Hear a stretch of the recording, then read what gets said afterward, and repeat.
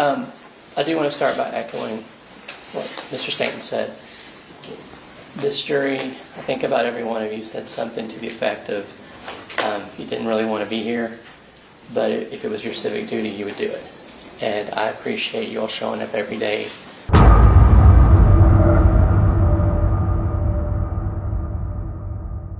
Attentive, punctual.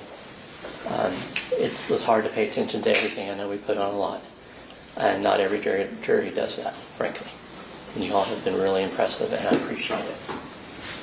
Now, you already did the first part, rendering the verdict that he's guilty of capital murder, according to his plea. That means he will spend the rest of his life in prison. We know that. The prosecutor gave you the list of different charges. Whether or not that gets a death penalty is not about comparing different capital murders.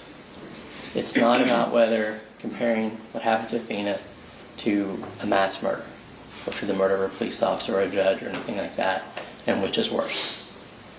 We've already told you that Texas law is always satisfied with life without parole for a capital murder. In this case, any case, the worst case you could imagine.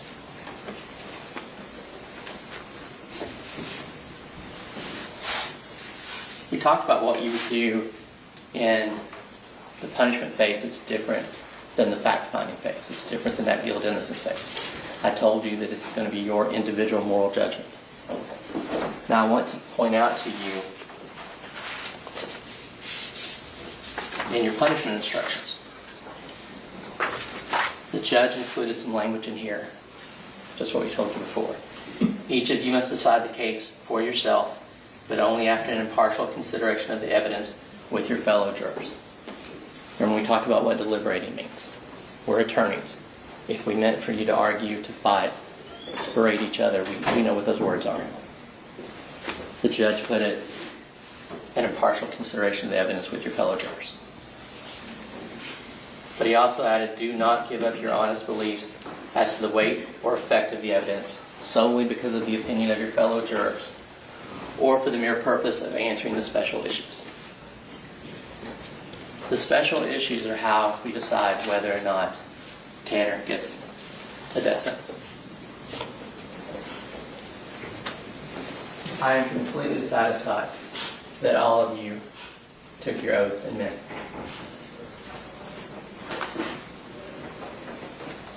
Now what that means, and I'm only going to talk about special one, is that you have to apply this. Whether there's a probability that the defendant would commit criminal acts of violence that would constitute a continuing threat to society. And Susan or I explained to each one of you when we talked individually that this is where that individual moral judgment comes in.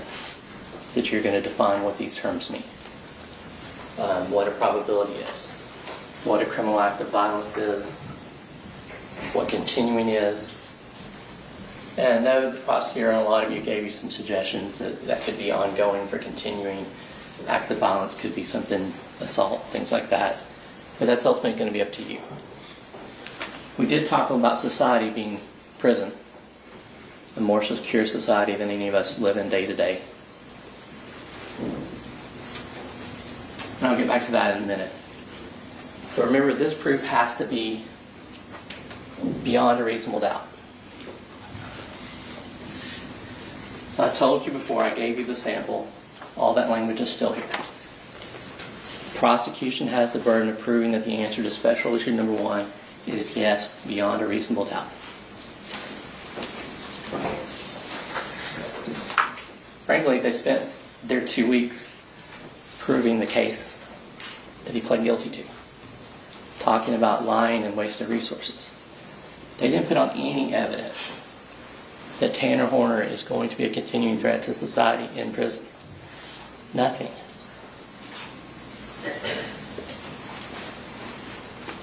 Your instructions are you may not answer the special issue number 1 yes unless you agree unanimously. You may not answer it no unless 10 or more jurors. We went over that. 10, 11, or 12 to answer the no. But I just read to you, you're not to give up your individual moral judgment. That's what you need to bring back to the court. So if you don't meet that 10, you don't meet that 12, that's fine. The judge knows what to do. We've already told you leave that blank, have the foreperson sign it, and the judge will take care of it. There's no mistrial. There's no hung juries. This is capital punishment and it's different.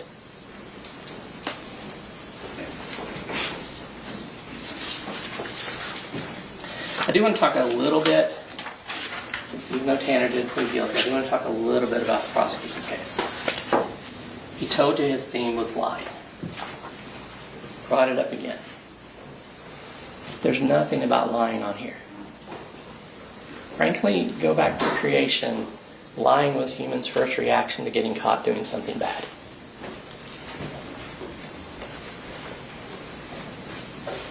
Deputy Amy handled every piece of physical evidence in this case, handled every photograph.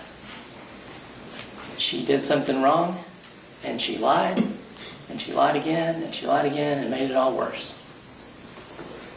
This isn't about lying. Ranger Espinoza told you he lies as an interrogation technique. He lied in this case to get the information he wanted. This case isn't about lying. You don't get the death sentence for lying.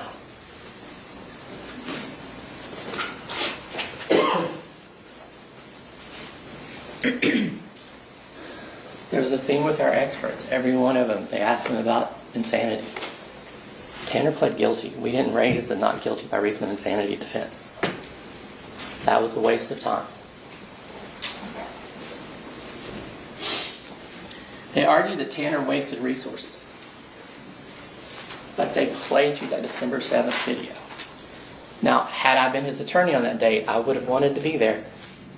I don't think it's right that you interrogate somebody after they have an attorney appointed for them, or when they're asking for an attorney.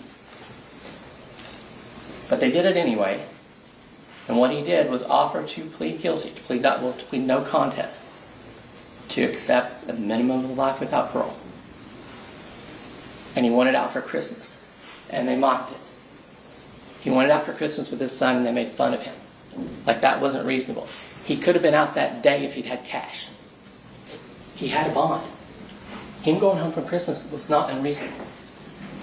Beginning a negotiation with an offer and an ask is what happens every time. Most cases in America don't go to trial. They're pled out. Now the answer can be, no, we want you to plead guilty. No, we're not going to agree to a lower bond. That's what negotiation is. Frankly, if you go to buy a house tomorrow, you're going to make an offer of what you're willing to pay for it, and you're going to ask for the refrigerator, or for closing costs, or for something else. And the other party may say no, and you may still end up buying the house. This case could have been over in December of 2022. No one took it seriously. I don't even know if it went to the prosecutors. Definitely didn't get to a judge. That wasn't ridiculous. Now, yeah, you've seen his videos. Everything Tanner does is off. So maybe they didn't take him seriously because when he made his offer, he sounded weird. Oh, of course we're not going to let you out for Christmas. He could have been out that day. $1.5 million bond. It's America. If he had cash, he would have been walking. So to mock him for it is frankly, it's ridiculous. I deal with a lot of clients that don't know how to negotiate. That's why the attorney should have been there. The other thing that's kind of frustrated me in this case is and I hate to belabor it, the kind of the misrepresentation of some of the evidence. Going back to the medical examiner's report, and you have all these reports. So if you're interested in any of them, you want to look at it, you can. Medical examiner testified and put in her report, the external genitalia, anus, and perineum are unremarkable. No trauma is appreciated on the vagina, or the vaginal labia, or within the vaginal vault. The vaginal hymen is present, intact, and unremarkable. No trauma is appreciated within the anus or the perianal skin. Prosecutors and medical people are allowed to tell you that evidence of sexual assault in a medical examiner's report is proof, but absence of it is not disproof. That's illogical, but that's how that is. No fractures were palpable within the facial bones. No fractures anywhere in her body. The other thing that isn't in her report, but she testified to, was that her autopsy tech did the swab for the DNA. She testified here that her tech swabbed inside and out. There are no swabs of inside the cavities. There weren't separate swabs. Why that matters is when you actually read the DNA reports, and I'm only going to bring up 3 of them because that's all that really mattered. There's a lot of reports that he had DNA on his own clothes. Whatever. Starting with this April 19th, 2023 report. Quesada testified to it. She had to do it within 90 days to see if this was a sex assault case or not.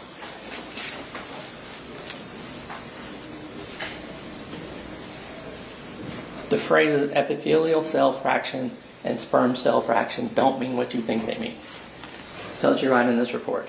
Quesada testified to it. Epithelial cell fraction could contain semen. Sperm cell fraction can contain skin cells.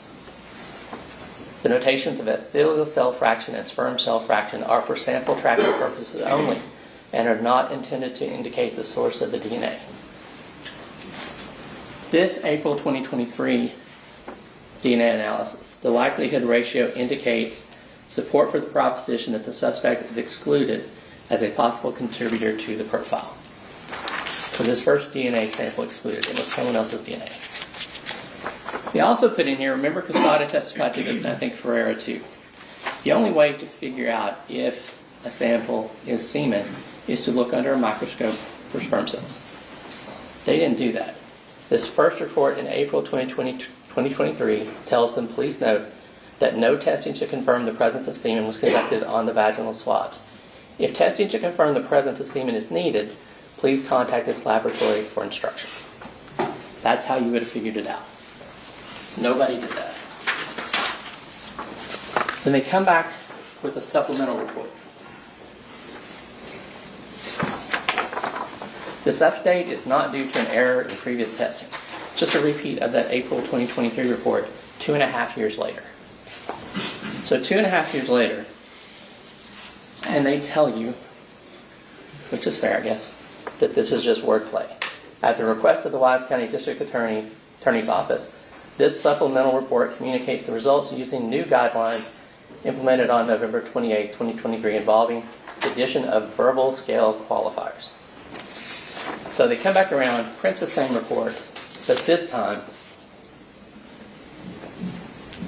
they change it to the likelihood ratio indicates limited support for the proposition that the suspect is excluded. And they don't include the language about how to check, how to find out if this is sperm or not. Probably because they already did the same report on the Y-star. This is the DNA Y-star from September 15, 2025, 2.5 years after the first one.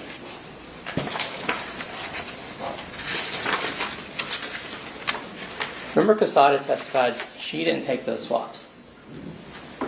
She's not saying it's epithelial skin or skin cells. She's not saying it's semen cells. The swabs were taken externally.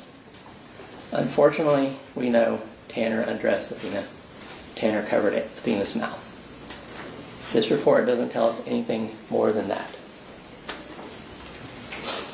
I had a brief discussion with Ms. Quesada about how little DNA was there. It's an infinitesimally small amount. Every time it got brought up, I tried to object that these were somehow proof of sexual assault. They're just not. The medical examiner's report and the DNA reports.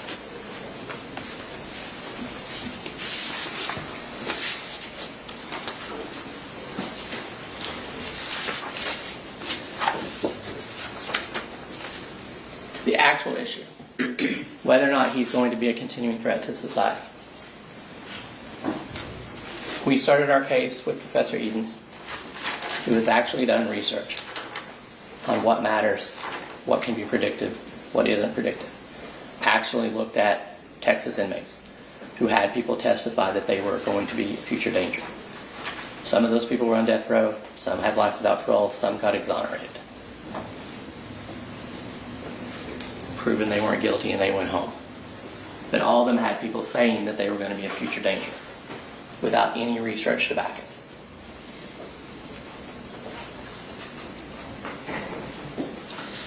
Now, Professor Egan did say there are things that do matter. If you go to prison the first time between 18 and 21, if you have a lower education, don't have at least a high school diploma or a GED. If you're a member of a gang on the outside or when you get in, there's a higher likelihood that there's going to be violence. And if you've been to prison before, or you've committed violence while you're in prison. Which would seem like common sense, but he also went through the hard work of researching it and teaching people how to look at this. For Tanner, none of those apply. Tanner was 31 when he went to prison. Tanner is not the person you see on the news who's been arrested 31 times and released despite it being violent crimes. This is Tanner's first time. He has his high school diploma, not a member of a gang, obviously. 2 jails, plenty of people, female, male, volunteers, religious meetings. You've heard, obviously, every expert we brought up here, he went to visit them, but transported for his brain scans, transported between the jails, transported to court. No write-ups with either group of people. No write-ups in either jail.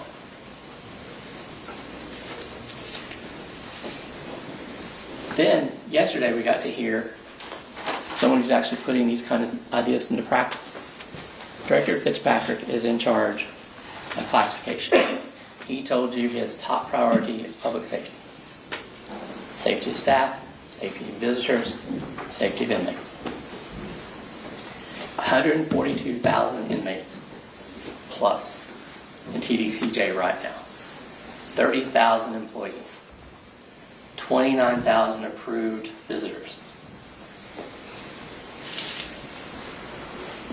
If all of them were subject to violence, that wouldn't be true.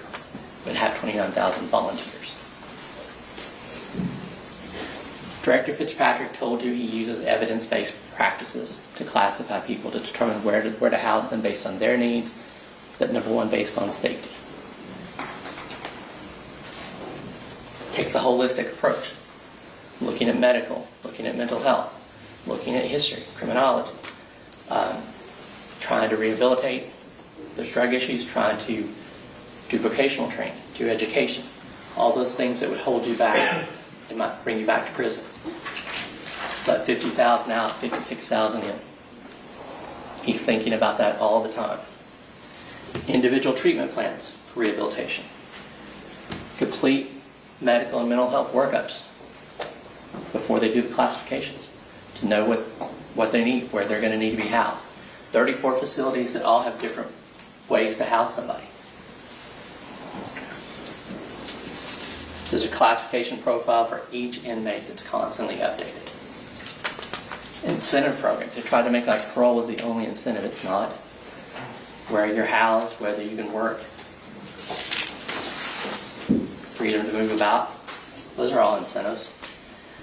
Remember I told you, yes, this is a society, but it's not our society. This society has 24/7 security. It has trained staff. It has appropriate screening for the visitors. Trying to make it sound like they're walking around there. No, mass movement is when a group of people have a place to be, and they have to be moving to where they're supposed to be. Otherwise, individually, you have to have that path and be going where you're supposed to be going. It's not a free-for-all. And ultimately, their expert said they have a reasonable and effective way to house someone who's been sentenced to life without parole while ensuring the safety of the public, the staff, those visitors, and the inmates. Did have one point of contention. Tanner's friend Jurors testified. And I will tell you, I've had a lot of cases where someone was supposed to testify that was in the jail with my client. It's the first time it's ever happened. I'm glad it did. I found him interesting. But he disagreed with Director Fitzpatrick that there are predators and prey in prison. He said there are wolves in sheep.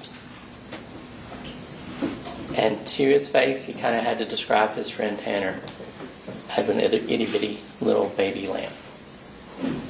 He's trying to prepare him for what he's moving into. But you've heard what a struggle that is.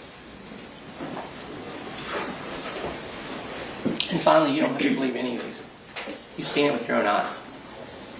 The state played all these videos for you. You've seen what Tanner's like around authority figures, around security. You can see how threatening they thought he was. The arrest video, completely compliant, no resistance, does exactly what they tell him. He asked about maybe moving his cuffs because they were uncomfortable. They just took his cuffs off. I'm not worried about him. Standing there drawing on the board, they're standing right next to him. I don't even do that always with all of my clients because you never know. I have some that are dangerous. Tanner's not. They stood right beside him. Nobody was worried. They drove him around looking for Athena. No incidents. They put him in the front seat.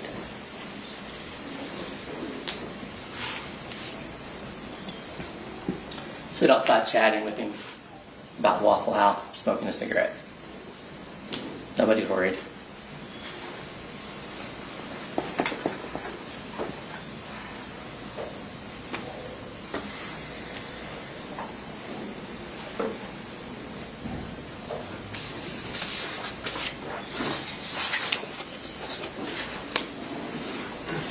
And while I tried to give you evidence,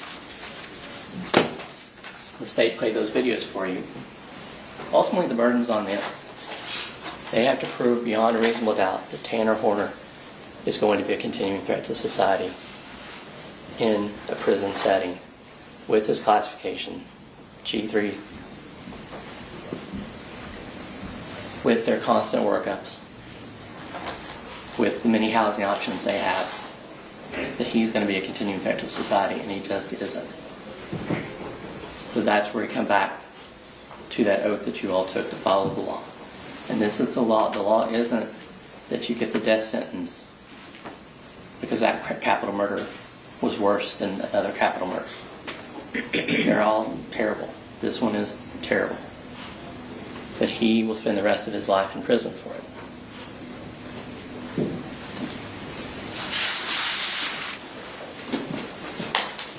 Sanders.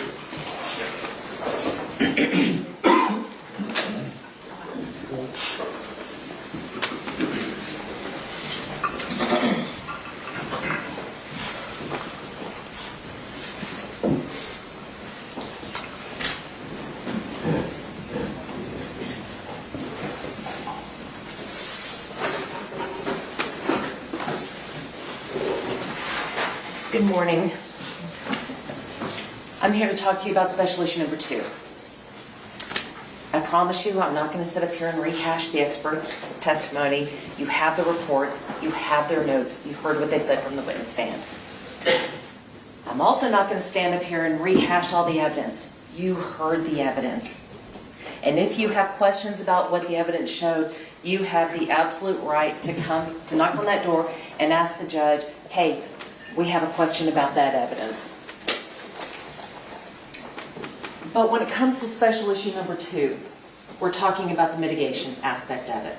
And we only get to special issue number 2 if each and every one of you has decided that the state has proved their case beyond a reasonable doubt that Tanner Horner is a continuing threat to society.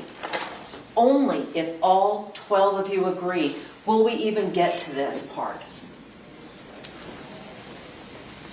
But in order to understand this, in order to understand the importance of mitigation, especially in this case, you have to understand child development. Because understanding how a child develops is key to understanding the man Tanner is today, but also the person that was in that van on November 30th of 2022. Tanner's problems began before he was even born. And we know that child development begins in utero. So Tanner's mother drank alcohol heavily during that first 8-week period of her pregnancy. We also know that she smoked cigarettes. We also know that she smoked marijuana. And the result in this case was a diagnosis of fetal alcohol syndrome disorder.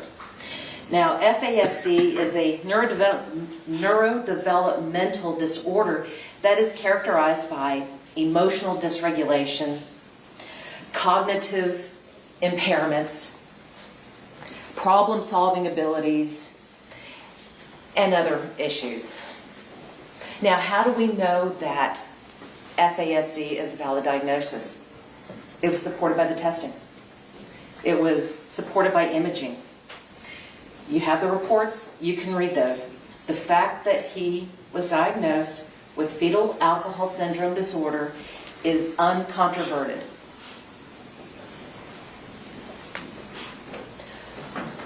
There are several phases to child development. We know that it begins in utero, but once you're born, you have to learn to explore your own world. Now, where does this happen? When a child is born, their parents are the world. From your parents, you learn love, you learn safety, you learn security. But what happens to a child that doesn't have all of those? Now, again, it's undisputed that his mother loved him very much. But did she have the ability to provide security? Did she have the ability to provide safety? She didn't. During this crucial part of his development, rather than providing him that security and safety, what did his mother do? Left a 10-month-old child, baby, with a 10-year-old cousin to babysit. Not just for a few hours, not just late into the evening, but overnight, and for multiple days at a time. Now, the babysitter, even at that young age, realized that something was just a little off with Tanner. He wasn't like the other kids. One minute he was running around like the Tasmanian devil, and at other times he would put himself in timeout and face the corner and be still. But the other thing she noticed is he liked to eat coins. She had to put them up on the shelf so he could not get to these coins. He loved to eat coins and then go to the bathroom, poop them out, and then try to fish them out and do it all over again. She had to hide the change because he was his own ATM machine. And that's important because, according to the experts, that was also indicative of ADHD. Also, during this critical time period of development, his mother was in and out of the picture all the time. We know that she had her own issues. We know that she was in and out of jail. We know that she was in and out of drug rehab facilities. But that impeded Tanner's ability to have attachments.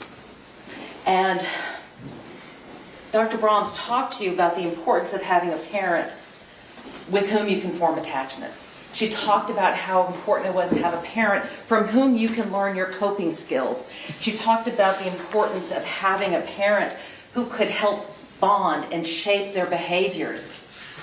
We didn't have this with Tanner's mother. She's a brave woman in many respects. She was brave enough to recognize that she could not provide for her son in the way that she wanted to. She had the desire, she did not have the ability. So she did the most heartbreaking thing that I think a parent could ever do, and that is give up her son to her mother to raise. And that was a very brave thing to do because she knew that Tanner would be loved by the grandmother and would be safe while she went to go to rehab to get clean. She also knew that she had legal problems and spent a good time in jail as well. Socialization. It's the next phase of childhood development. Socialization occurs when children are learning, basically how to navigate in the world. And you look at it like when you're a baby and you're a child, again, your parents are your world. Your crib is your environment. You have the safety of the confines of your own home. And then you go to pre-K. And then you go to daycare. and your world changes. It's a whole new environment. You don't have that safety net of your mom sitting next to you. You don't have that safety net of your wubby around with you. You have new experiences, new people, new things coming at you from all over the place. And if you are not equipped with the skills to navigate and to socialize, then that can impede your development. So we know that his grandmother had enrolled Tanner into daycare, Miss Diana's. And for the first time, Tanner had the opportunity to really socialize with children his own age outside of the home and outside of the family. But what happened at Miss Diana's? Well, Jackie watched as her only grandson tried to play with the other kids and was rejected. Tried to have conversations and was rebuffed. He tried to make friends, but he wasn't able to, and eventually he would just go sit on his own. That was when it was suggested that Tanner get tested. And what was the result? That was when the family learned that Tanner had Asperger's. Jackie and Melissa took their son to a clinic in Fort Worth. And it was there that they had the answer that they had been seeking. Why is my grandson different? Why is my son different? They knew he was different, but just looking at him, can you really tell? But they knew he was just a little off, so they took him in.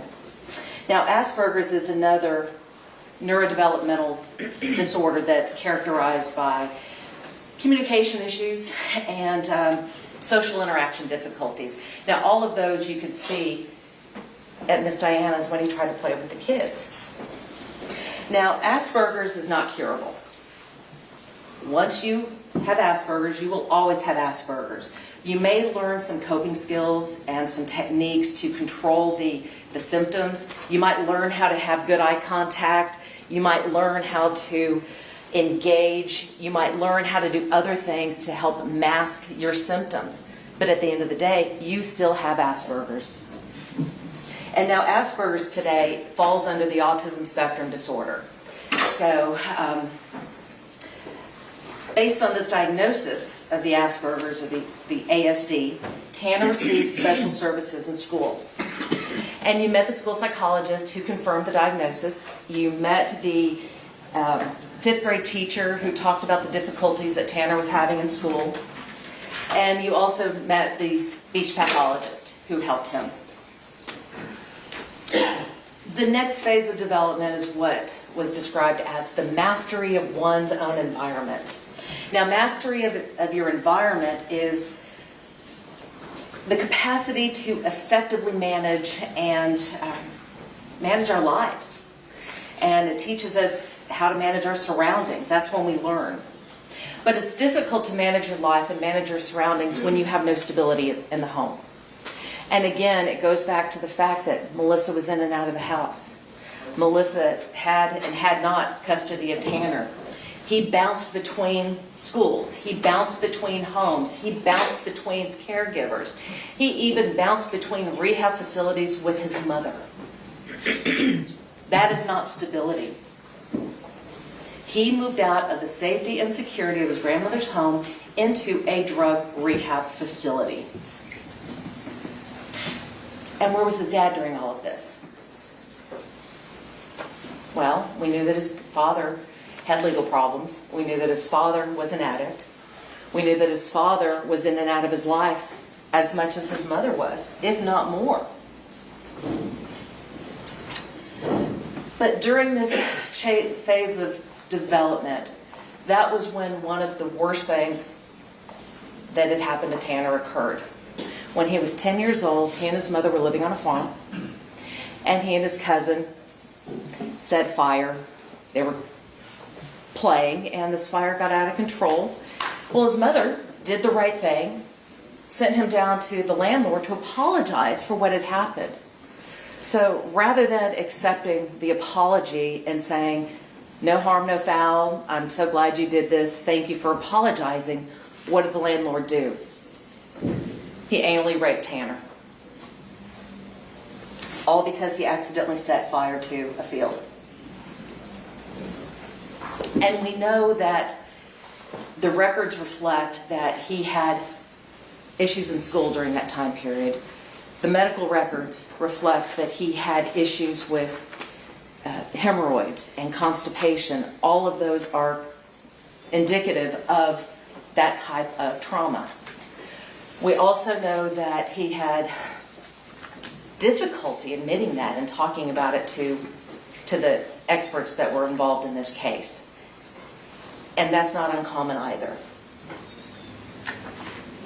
So after having suffered that trauma, Tanner transitioned into middle school, where he was still receiving services. Now again, you met with or you heard from the in-home facilitator who tried to teach him social skills. And he was responding, did a great job. She loved hanging out with him, loved taking him out into the community, loved watching him develop.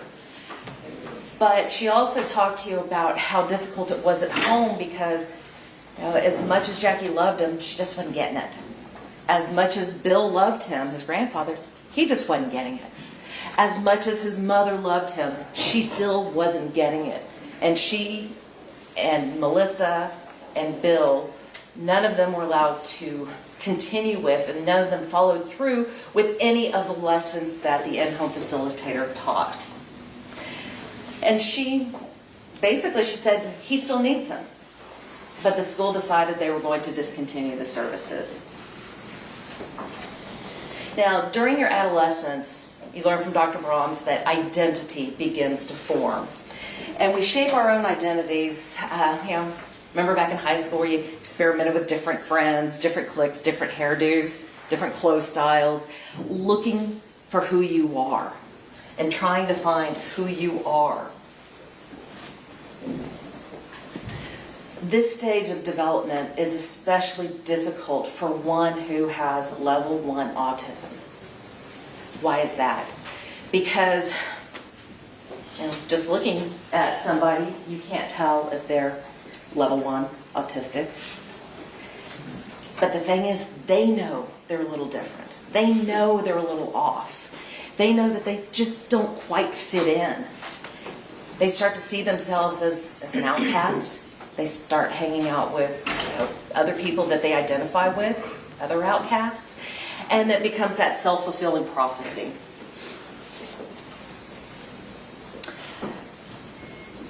When we talk about identity, we have to ask ourselves, what is it like to be Tanner Horner? And Tanner described himself as being an android when everybody else is an apple. And he feels like a robot, but that defaults to human emotions. And that's important because it shows that he recognizes that he's just a little different, but so wants to fit in. The other thing that Dr. Brahms talked about was how important it is to have someone in your life during this critical phase that can encourage you, that can recognize your successes, give you that positive feedback that you want and that you need. He didn't have any of this. Again, he had a mother who loved him, but she was struggling with her own issues, the legal problems, the drug addiction, her own personal trauma. He had a grandmother who loved him, but she was also struggling with her own personal traumas, the traumas that she herself suffered, the traumas that were inflicted upon her daughter that she harbored such guilt for. She also had her own physical health to contend with. The last phase of childhood development that we learned about was emancipation into adulthood. And that's where we talk about where we have developed coping skills to become the integrated adult that we are. Now, what do we mean by an integrated adult? Well, that means that be able to absorb what is around you and take that in and make your decisions based upon what you've learned. No one at home taught him how to do this. He had no coping skills. His default became avoidance. He avoided everything. He deflected to music, to anime, to movies. And he never learned to deal properly with the stressors in his life. So we talked about interventions. And it's no doubt that Tanner had a lot of interventions. He had the speech pathologist during middle school. He had the content mastery teacher in high school. He had Beth. He had his fifth grade teacher helped him out. But remember what you learned is that if you don't continue with these interventions, use it or lose it. He didn't have anybody at home that could help him use it, and so you just kind of fall off. And it's also important to note that high school content mastery, it was available to everybody, and it really did work for him. It helped him graduate. Now, granted, he graduated in like the bottom 5% of his class, but he went on to graduate. After he graduated, things kind of drifted from band to band, from job to job, and then he met the mother of his child. They fell in love, moved in together, and they had a child. But moving in and having a fiance and having a baby isn't the same as settling down. They moved around a lot. They still had a lot of chaos in their lives. They bounced between her mother's house, his grandmother's house. They lived with friends. They had their own apartment, all these different things. So there was still chaos in the life. They also had financial difficulties. We know that the mother of his child was suffering from postpartum issues. She wasn't able to work, wasn't able to keep the house, wasn't able to do all the things that she wanted to do, except go out and party. And we know that that's what they did, even though they were trying to save money to buy a place of their own. So Tanner was trying to be the only breadwinner, keep his fiance happy, save up to get the place of their own. So they never could seem to get ahead. They always had these issues. And then the car that they had broke down, so they had to get a new car. Kept rolling and rolling and rolling, and his boss came in and gave him $1,100. But that also added another layer of stress, because now Tanner had to work 6 days a week in order to pay that $150 a week back. When he took the job at FedEx, he thought that that would give him some stability in life. That's what he was hoping. And for a while it did. They still had the money problems, and they were working through all of that. But he had the root nasal. That's where he grew up. He knew those streets. He was able to do his roots without issue. And then his route got changed. Added another layer of stress.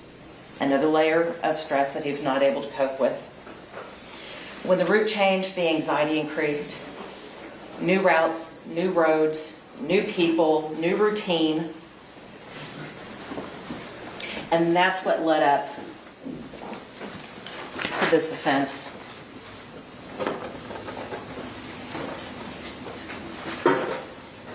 We don't forget Athena. We don't.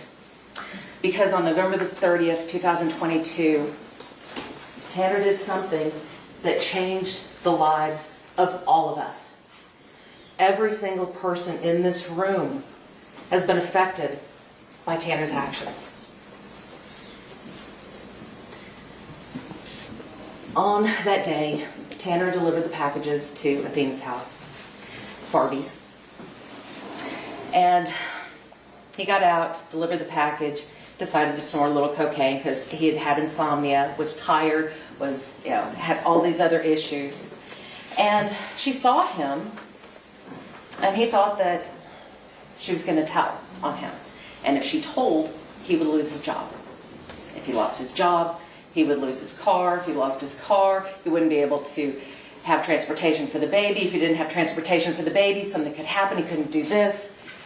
It just kept snowballing in his mind. Now, there was no planning. There was no premeditation. There was no preparation. You kept hearing about all of these stickies being put on the lens cover. But let me ask you this. If you were planning to abduct a child, would you cover the lens cap before you did it or after you did it? It doesn't make sense, and that's where their assertions fall apart. It does make sense that he would have covered a lens cap to hide the fact that he was vaping weed. It does make sense that he would hide the lens cap or cover the camera lens if he was snorting some cocaine. It does make sense that he would do all of that, but it doesn't make sense that he would wait until after she was in the van to cover the lens cap. All of this was caught on video and audio, and like I said, there is not a person in this room that heard that was not deeply affected by that. We all were, and we all will have to carry that with us for the rest of our lives. No one should have to go through what Maitland Gandy and Jacob Strand went through. No one should have to bury their child. And when a child is taken in the way that she was taken, it's natural for us to be angry. We should be angry. We should be furious that her life was taken from her in that manner. We have every right to be, and we should be. And it's natural for us to want to know why this happened. But you know what? We won't ever know why it happened. It's easy to sit here and blame the autism, the lead exposure, the FASD, the ADHD, the mental health issues. It would be easy for us to do that. And the state keeps telling me that that's exactly what we did. But remember, every single witness that we asked, is this an excuse? This isn't a defense. This isn't a justification. And every single one is like, no. The fact that he has autism is not an excuse for killing Athena. The fact that he has fetal alcohol syndrome disorder does not excuse the attempted sexual assault. The fact that he has lead exposure does not excuse the murder. It is no excuse. It is not a defense. It is not a justification. But what all of these diagnoses do is it kind of helps explain how we got to this point, how we got there.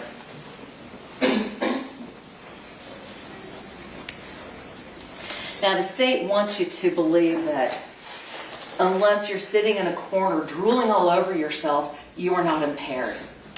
But every single expert in the field said level 1 impairment is still impairment.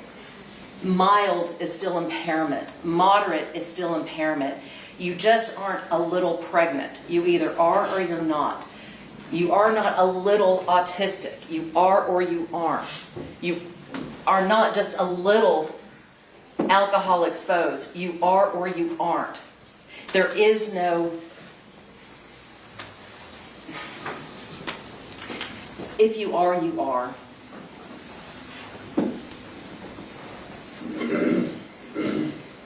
So the important thing to remember about these diagnoses is that they are not what we call additive.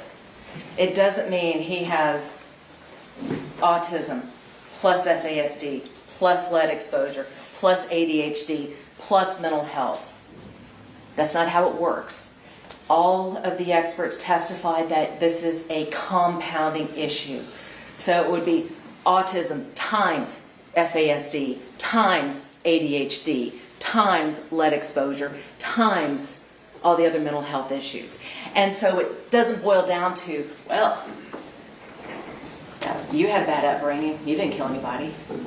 Well, did that person also have autism? Did they also have FASD? Did they also have ADHD? Did they also have lead exposure? So we have these false equivalents going on throughout the state's questioning. It isn't a false equivalent. It is a compounding issue. So, again, what does it all mean? We know that Tanner had a history of catastrophizing. We know that. And in the most simplistic terms, it's making a mountain out of a molehill. And when he thought that Athena saw him doing cocaine. It never dawned on him that she wouldn't know what it meant. It never dawned on him that she might not recognize that what he was doing was wrong. In his mind, he jumped from point A to point Z in the most irrational fashion.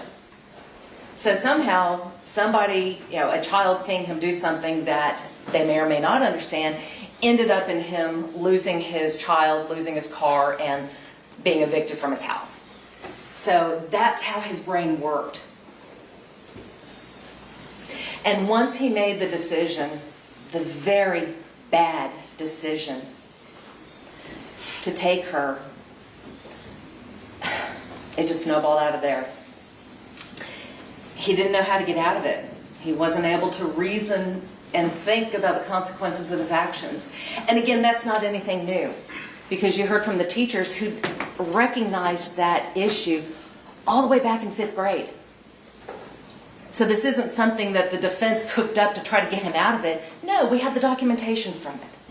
And you have those records. You can look at those records. You can take every single bit of evidence back there and go through it. You have that right. Just ask the judge to send it back with you. The catastrophizing isn't new either. You saw that also through many stories that you heard from the witness stand, especially the one where they talked about him losing his patience over at Outback over the dishes piling up. He was overwhelmed and wasn't able to cope. So rather than asking for help, which we kind of would probably think the normal person would do, no. He became overwhelmed and he quit because he couldn't handle it. And we talk about these diagnoses and how they are presented. Well, they were on full display during the interrogation videos. Full display. Dr. Brahms told you that every 5th sentence in those interrogation videos were diagnostic for her. Now, we know that he lied. We do. But as Steve pointed out, lying goes back to the dawn of time when we've tried to cover something that we have done wrong. It's not anything new. Officer Amy lied to cover her tracks. Joe Espinoza lied to try to get a confession. We have, to say that because he lied about the multiple personality disorder should discount everything else we know in this case is just a bunch of hooey. What we have to ask the question we have to ask ourselves is, was this lying a manipulation, or was it just a way of enabling himself to confess? Did Tanner actually confess? Yes, he did. But he did it in a different way. He took on the persona of Zero to enable him to make that confession. And we know that it's not uncommon for people with autism to speak about their person, speak about their brains in the third person, because it makes them easier to talk about their issues. It makes it easier for them to admit to things that they're embarrassed about, that they're ashamed of, that they're afraid of. But at the end of the day, was there a confession? And I got to ask you this, and we asked one of the witnesses, I can't remember which one, but we asked, did Tanner really think that he was fooling anybody by adopting that persona? I mean, Ranger Espinoza wasn't buying it. I don't think any of us was buying it. But, due to Tanner's lack of theory of mind, he was not able to perceive that the other people were not buying what he was trying to sell. And again, at the end of the day, he confessed to the crime and eventually led the officers to Athena's body.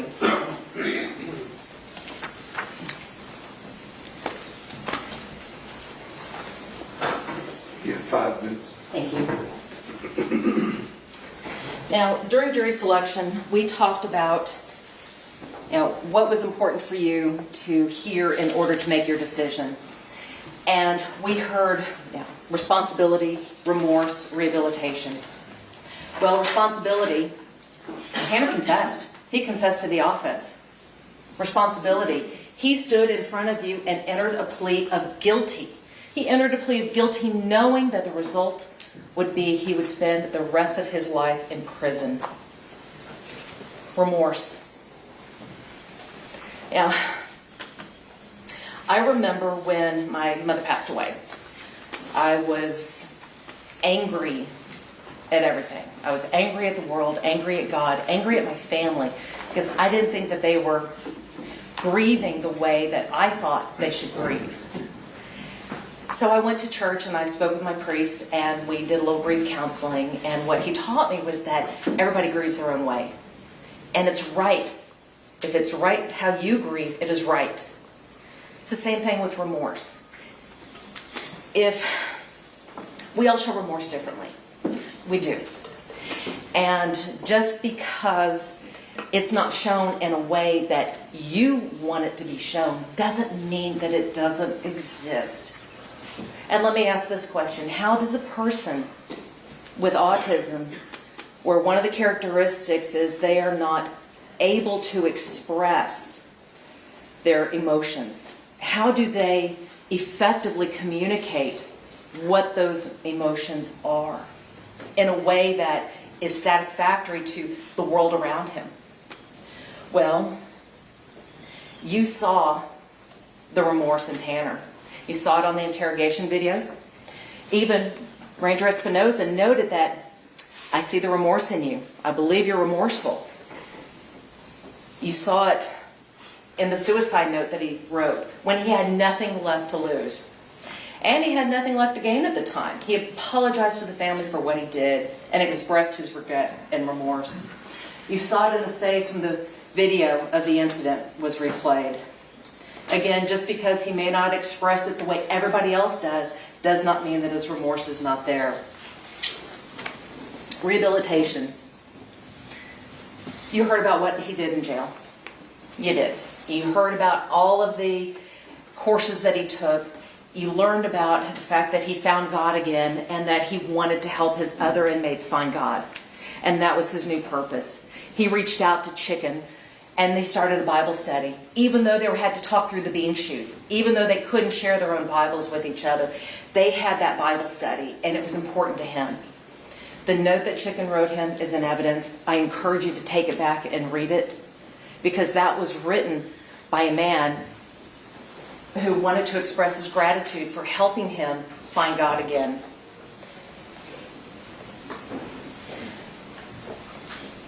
The things that in life that created deficits for Tanner in the real world are the things that are going to serve him best in prison. Structure, clearly stated rules. And we know that structure worked for him because it worked for him in school. You heard that from the teachers. It worked for him when he worked for Jason. You heard that from Jason. It worked for him in Wise County where he had no disciplinary actions. It worked for him in Tarrant County where he had no disciplinary actions. The only time when he didn't have the structure in his life, he flailed and he failed, and that's why he's sitting in the defense chair right now. You know, the decision to end another human's life is a deeply personal one. And each of you was selected to be on this jury because, you know, you promised us that you would follow the law. You promised us, you promised the judge, you promised the state, you promised us that you would follow the law regardless of where the evidence took you, regardless of your personal feelings. You promised you would listen to all the evidence and you would hold the state to their burden of proof. But now is the time for you to fulfill the oath that you took. And the state of Texas never requires a death sentence. Not in this case, not in any case, not even in the worst case you can possibly imagine. They're always satisfied with a verdict of life without parole. And you are going to be tasked with answering special issue number 1 and special issue number 2. Did the state prove beyond a reasonable doubt that Tanner Horner is a continuing threat to society? No, they didn't. In fact, evidence to the contrary, it's uncontroverted that he has adjusted well. to jail life. It is uncontroverted that he has no disciplinary actions. It is uncontroverted that he has been allowed to have access to all of these people in the jail without incident. But if you answer yes, that only makes him eligible for the death penalty. It doesn't mean it is automatic. And that's where we get to special issue number 2. Mitigation is any reason for any one of you to choose life. And it can be individual for each of you. That's why we talked about your individual moral judgment during jury selection. You have the absolute right to pick and choose what is or is not mitigating to you. And if you have found something that is sufficiently mitigating that would warrant a sentence of life without parole rather than the death sentence, you have the absolute right to vote your conscience. You have the absolute right to have your voice heard. So when you go back in that jury room, what I want you to do is I want you to talk to each other. And y'all have been talking for like the last 5 weeks. And what's a little more talk, right? I want you to talk to each other about your lives, about your experiences, about the things that make you who you are. Talk about what you saw. Talk about your children. And then what I want you to do is speak up. I want you to speak up. If you have a reason to choose life, speak up. Because that is your right. Your truth is your truth, just like your other jurors' truths are their own truths. And honestly, I don't envy you. I can't imagine being in your position and having to make this decision that you're about to make. It's probably going to be one of the most important decisions you will ever make in your life, because you hold a man's life in your hands. And your decision, it'll define who you are. And are you going to be merciful? Are you going to be benevolent? Are you going to be vengeful? Because mercy isn't earned. Mercy is freely given. That's why we call it mercy. Then ask yourself, do you really stand for life? And if you can answer that question, then I want you to raise your hand, and I want you to vote your conscience, and I want you to vote for life. And that's why we are asking you to sentence Tanner to life without the possibility of parole. Thank you.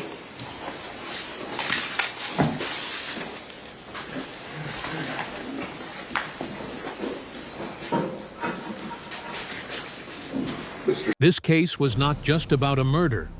It was a heartbreaking tragedy that shook the entire courtroom. The defense attorney reminded the jury that Tanner would already spend the rest of his life behind bars, so the real question was whether he deserved the death penalty or life without parole. The lawyer strongly argued that Texas law does not automatically require death in every capital murder case. Instead, it depends on the jury's individual moral judgment. The defense claimed that prosecutors failed to prove Tanner would remain a future danger to society, especially inside prison.